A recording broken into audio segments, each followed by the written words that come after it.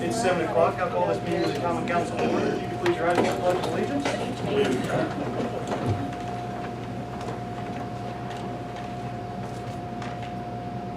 I pledge Allegiance to the flag of the United States of America and to the republic for which it stands, one nation, under God, indivisible, with liberty and justice for all.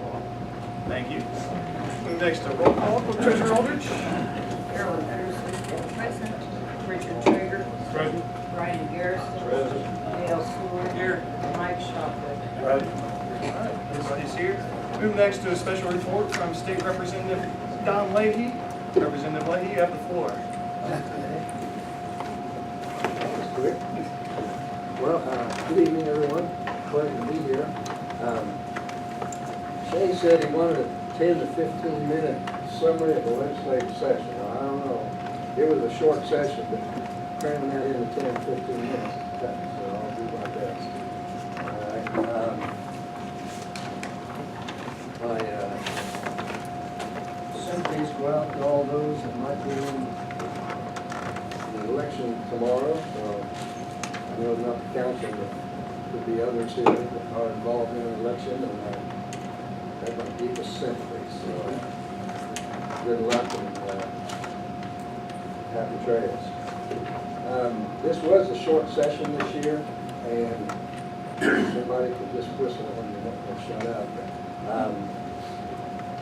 And since it was a short session, there was no spending, no budget. We usually don't open up the budget and increase any funding or spending for any significant amount. Just kind of as an idea of how much there is to do, and like I said, a short session, so we've got, in the House, we have a 5-bill maximum. We can't file any more than 5 bills. And there's 100 of them. So that's, the Senate, I think there's 50 of them. I think they've got a 10-bill limit. But anyway, so we do limit the number of bills in that regard. But for example, in the House there were 450 bills filed, and in the Senate they had 436. And out of those 900 roughly bills that were filed, went through the process. At the end of session, there were 104 bills in the House and 112 bills that passed out of the Senate. So you're talking about a couple of hundred bills out of the maximum that were filed, around 900. So that's a good thing. It's not easy to get a bill clear through the process. It has to go through the committee. It has to do this twice. It has to go through the committee process, go to the floor for amending, second reading and third reading for final passage. Then if it does get through the House of Origin, whether the House or the Senate, it has to flip-flop to the other house, the other chamber during the second half, and go through that whole process again. So by the time the bill gets through the whole process and gets sent to the governor, it's been hammered around quite a bit. And that's a good thing, because it shouldn't be easy to change laws. So, and Indiana is in a great position, and we get this information, and I'll just summarize a few of the accomplishments that Indiana's had in the last 8 to 10 years.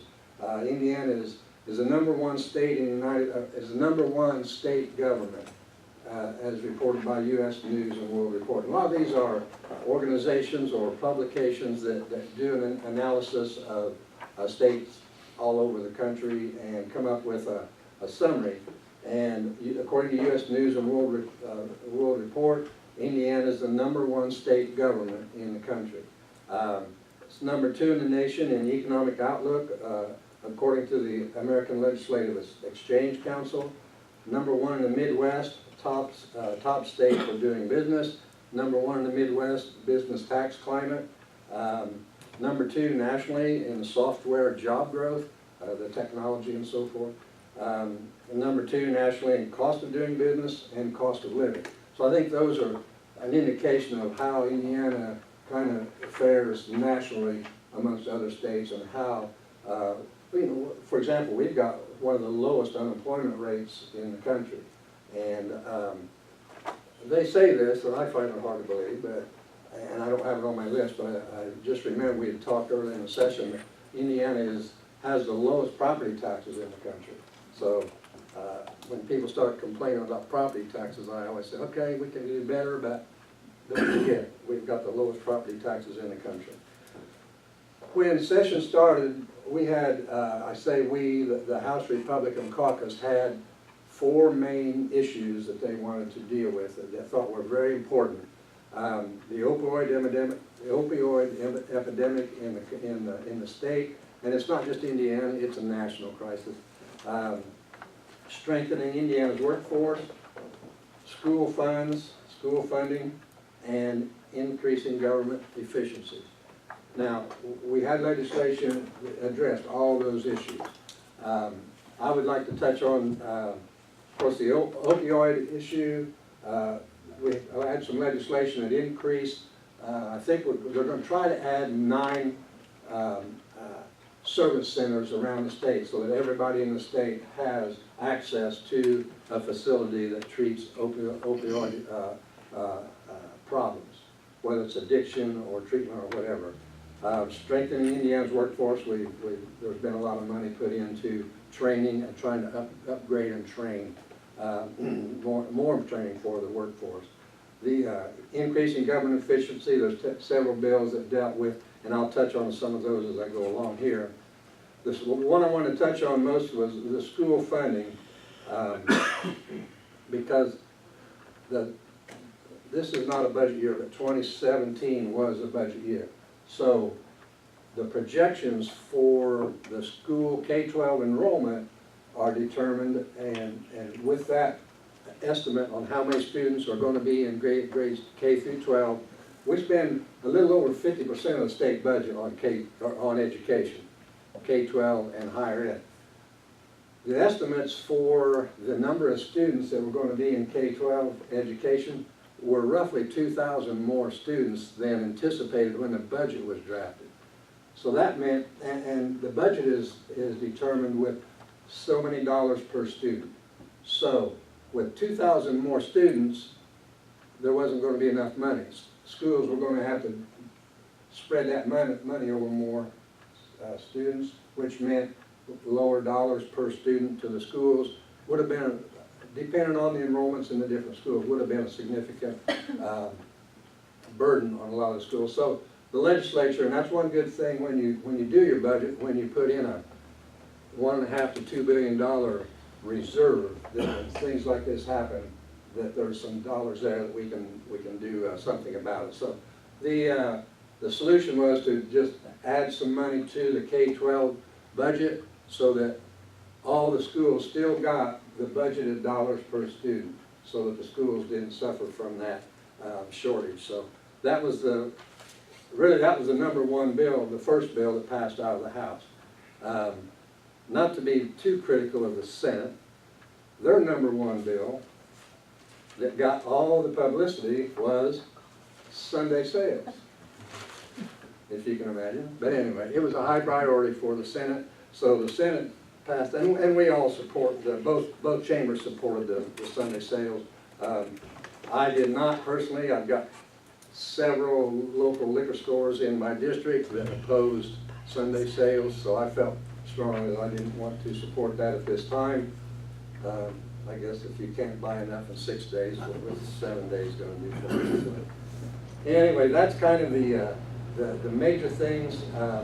One that came up kind of was controversial as the Sunday sales issue, and many of you I'm sure heard about the township consolidation mandate, where there was a bill drafted, filed, that any township with less than 1,200 population was going to be forced within 5 years to consolidate with a neighboring township. And that really didn't get much support in the chamber amongst the membership.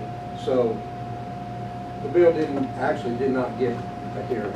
It was obvious that there was not going to be enough support there to get that passed. So that particular legislation didn't go anywhere. So I'm sure it'll still be on the agenda in future sessions, but it's something that I'm very concerned about. And most legislators, we've had these ever going through back to Mitch Daniels and the Colonel Shepard report, those of you that remember those years. There's always been an effort to streamline state government and local government, and it's just been very controversial. So that was on the agenda this year, and it did not go anywhere. And real quickly, I thought I'd touch on, since it's town council, there were several bills, and I don't know how much you follow what goes through the session in regards to effects on, or bills that pertain to cities and towns, but there was a few bills that I picked out. I went through the list of all the stuff that we went through this year and kind of picked out some that I thought that might be of interest in regards to its effect on cities and towns in Indiana. There was a House Bill 1004 that streamlined local government. Now, I won't get into a lot of detail, but it involves public works contracts, third-class cities, park boards, members, police pension fund boards. It addressed a lot of those issues, and anyone can look those up and find out how it passed, what language was in that bill when it was finally signed by the governor. One that got to be pretty controversial the last 2 or 3 years is annexation. And I know a lot of towns are involved in annexation issues. There was some House Bill 1023 and another House Bill 1104 that was kind of a huge tax bill, but it failed on the last day. We're not going to address it in a special session, but it had some annexation language in it. Also, the big issue is the waivers for remonstrance and so forth. So when you start looking at that issue of annexation, you'll need to be aware of any changes in the new law that way. House Bill 1056, innkeeper's tax matters. House and Road Act was a House Bill 1140. And this one is interlocal agreements for ordinance violations. And I guess around the state, some of these come from a special issue somewhere in the state. And this one, evidently somebody had some issues with ordinance violations, whether it's a city or a county. And this would allow city courts to handle county ordinance violations. That's what that bill is intended to do. Senate Bill 182, county building authorities. And this, I didn't know if it was a big issue around the state, but where sometimes a county and a city shares a building. It got into how that's handled if one wants to get out of that arrangement or whatever.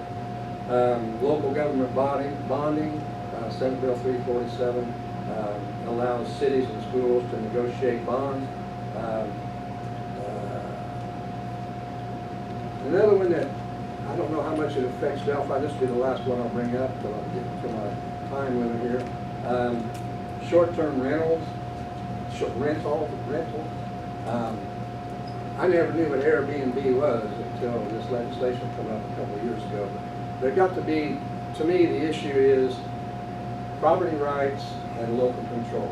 And the original language on short-term rentals said that an entity, whether it's a county, a city, whatever, could limit them, do away with, or have total control over short-term rentals. In other words, you want to rent your house out for somebody to come and watch, go to the 500 or whatever. And that happens a lot down in Indianapolis. More of an Indianapolis issue, or a lot. Well, you guys are close enough to the lakes, there'll probably get some people that come to visit Indiana Beach and the lakes that would be a short-term rental, possibly vacation.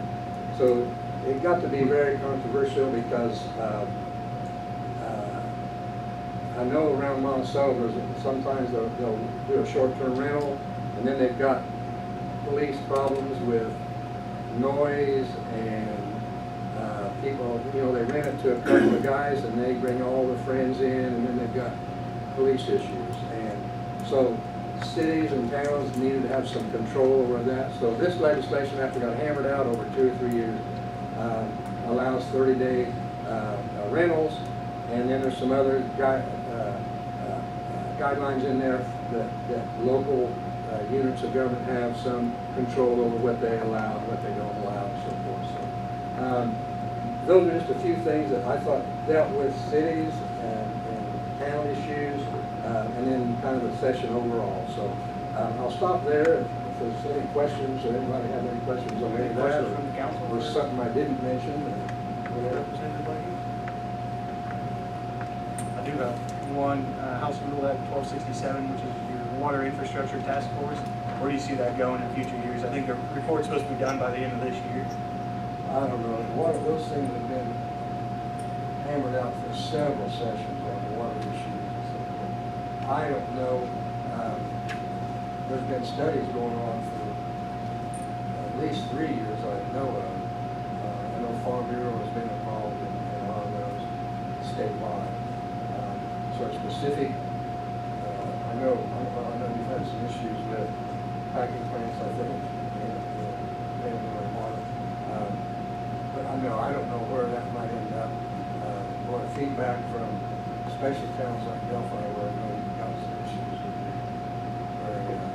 very helpful. Suggestions. Not only do we have the need for increased water for production or for development, but we also have stone quarry that is affects a lot greatly. So when the water level goes and drains people's wells, then we're responsible from Department of Natural Resources to pay for repumping those wells.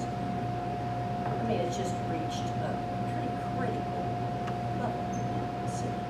I talked recently to someone that said that Stoneport has a lot of expansion available to it, right? Both laterally and diameter. Didn't go to 600 feet, is that, did I hear that correct?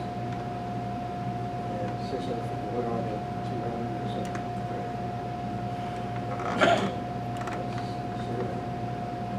And it wasn't recently, some months back, there's the water that they've got God's water themselves, like they're always pumping out, but it's not usable, is that correct? It'd have to be treated as surface water. So, it's a shame all that water down there. You said it was 1267? Yes, sir. I know there's a Senate bill passed that was introduced that was fairly identical to, I think, the House Yeah, bill that that's- passed. Yeah, they're, a lot of times there's those identical bills that's filed with the House and the Senate. So what does this bill consist of? Pardon me? So what does this bill Well, sort of I don't know, consist of? I'm gonna act like I know how to run this thing. But if I can get, and I don't want to take up the time, I can get you a copy of that. 1267, yeah, I'd have to look at the bill itself, and I haven't looked at it since. I don't think it went anywhere in the session. It ended up passing out. Pardon me? It ended up passing. Okay, all right, but I thought,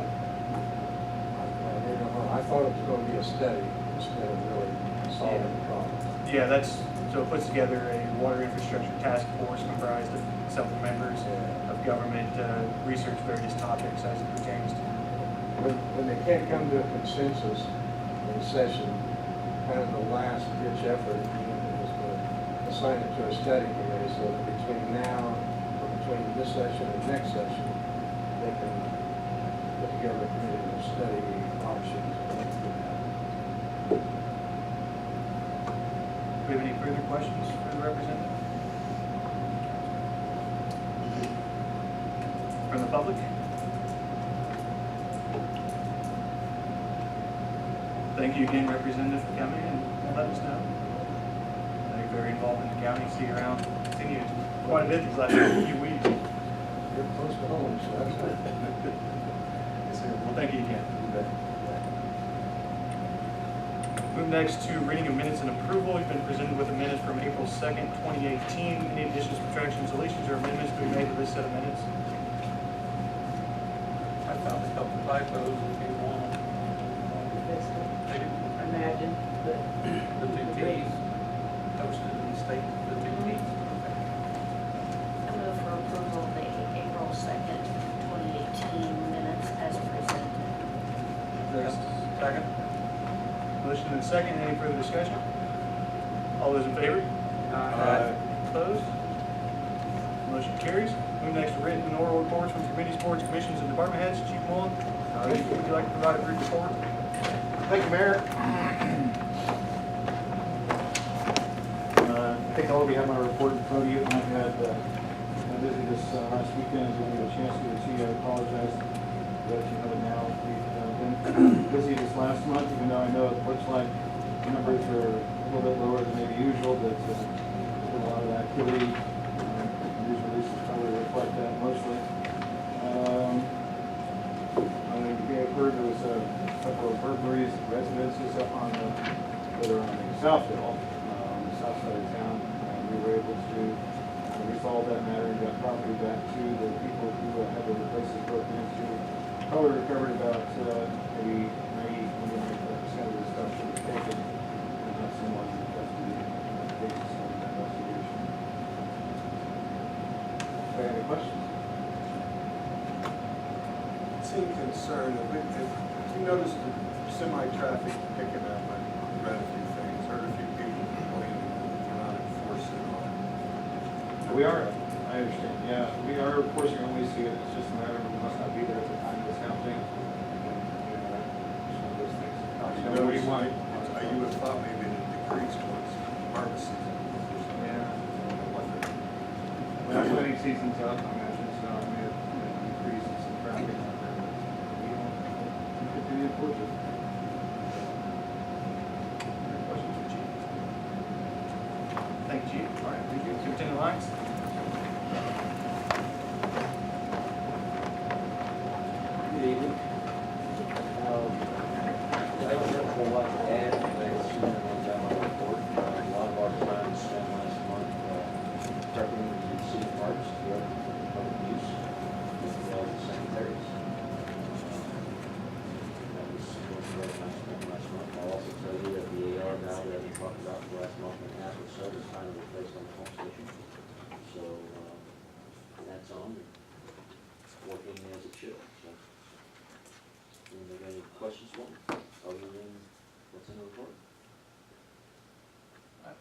Maybe you covered this, and I'm forgetting, but what was the outcome on those 55-gallon drums? They were supposed to be coming and getting us. Okay. I noticed a couple days ago they were still there. Are they all there, or just one? Last They time told I me saw. only one was gonna stay, one Right. had to stay. Right. So I'll make a phone call again, and I was back there 2 or 3 days ago, and all 6 were still they, what I was told the last time is they have a route, okay.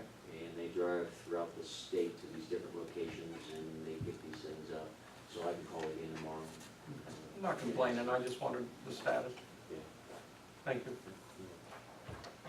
I see on the list that you weeded and pruned the flower beds uptown. I noticed that there's some with dead shrubs. Are we addressing that in any way? Somewhere specific, do you know?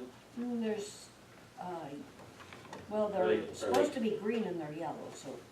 Okay, I'll take a look. Some of them were slowly coming back. I We're just getting didn't know what- dangerously close to expiration of the warranty. I I got figured one so. tree, I called a couple weeks ago, got one tree replaced. They've been walking around about it a little bit, but they are gonna replace that tree because we're real close to exceeding the warranty on these shrubs, so. I think it's over close to the Regions Bank. Okay, I'll take a look at I think there's 2 of them there, and I mean, they really stand out because they're yellow. it. Okay, I'll take a So look. I just didn't know. I thought if we were close to the deadline, we should We're real address close. that. Thank you for doing that though, because it's important. If we have this, we have to keep it. Yeah, so we're mulching them as we speak, so. Thank you. Any further questions? All right, thank you. Thank you. Superintendent Myers?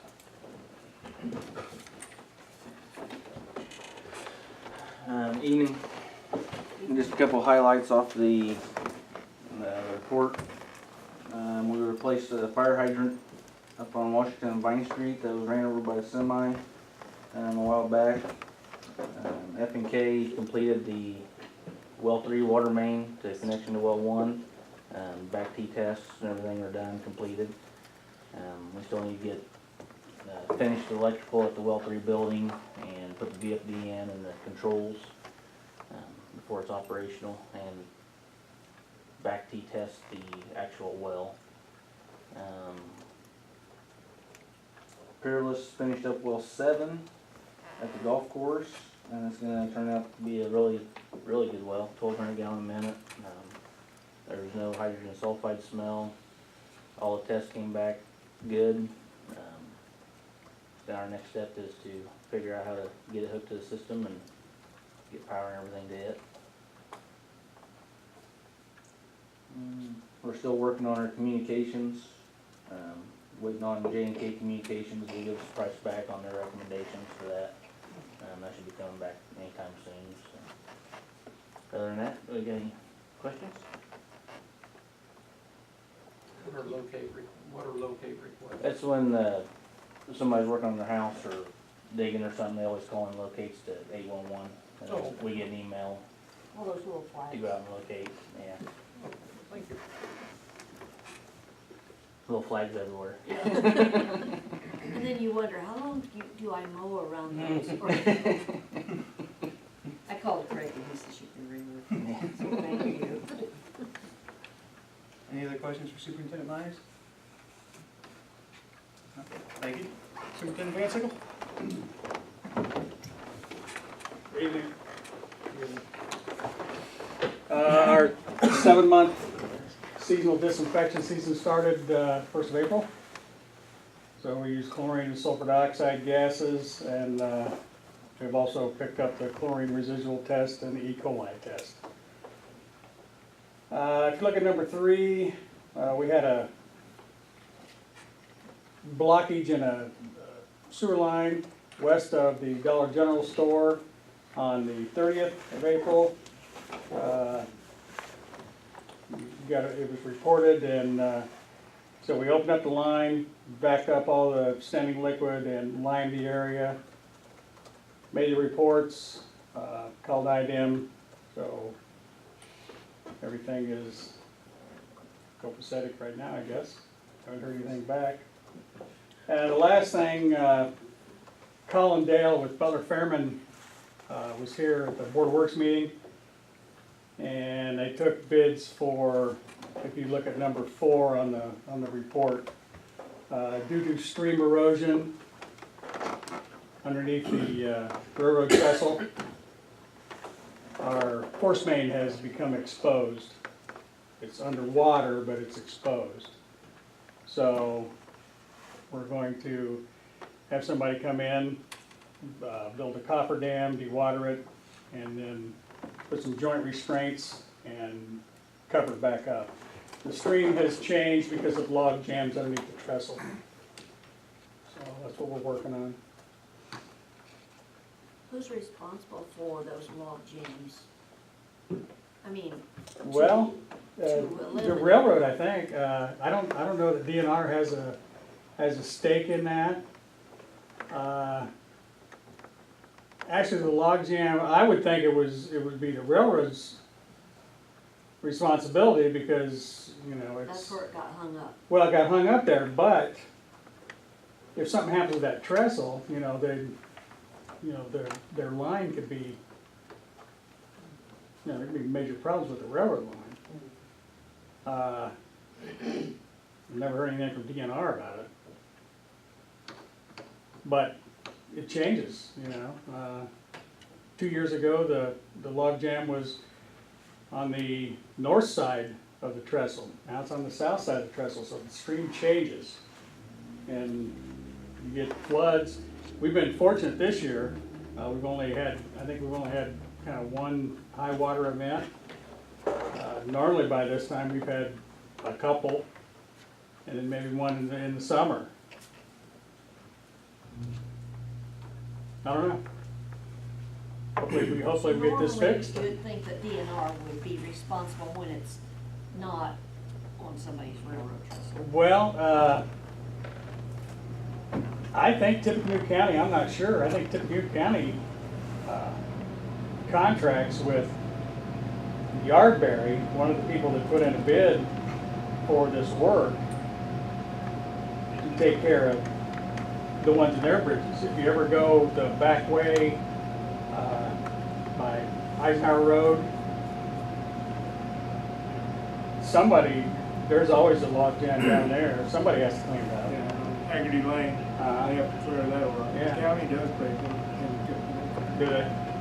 I think we have that in town, and takes care of 421 if they have a log jam, Hamilton Street, the county takes care of that. Yeah. I mean, they had a crane there, and they cut some of it up and moved just a little bit of it to the other side of the trestle, but there's still The railroad did? yeah. But the major jam is still there. I think maybe they're just hoping the next high water will just push it down and it'll be somebody else's problem. It'll be in Tippecanoe. There you go. Any questions? Yeah, on the sewage spill, was that an old line or a new line? No, that's a new line. Didn't have anything to do with Dollar General. What it is, Pizza Hut has a very small lift station. Just Pizza Hut. It pipes underneath the highway, and we have a very shallow manhole. It's probably not that deep. That's a start manhole right there. And then it goes from there, and there's another manhole behind the parking lot of Dollar General. Another one in that property. The next one is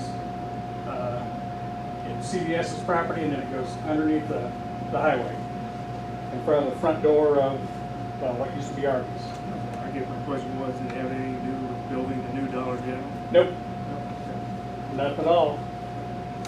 I can't actually say it was grease, but Oh, okay, supposition. I understand. Thank you. Any further questions? I'm sorry. You're all right. Thank you. Anything for me?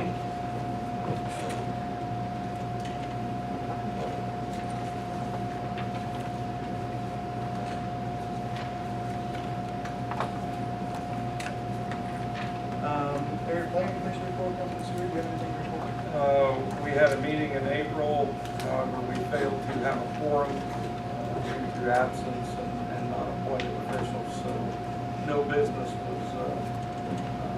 dealt with in that meeting. I would just like to say that I was present at that meeting, as was mine. But anyway, it's really unfortunate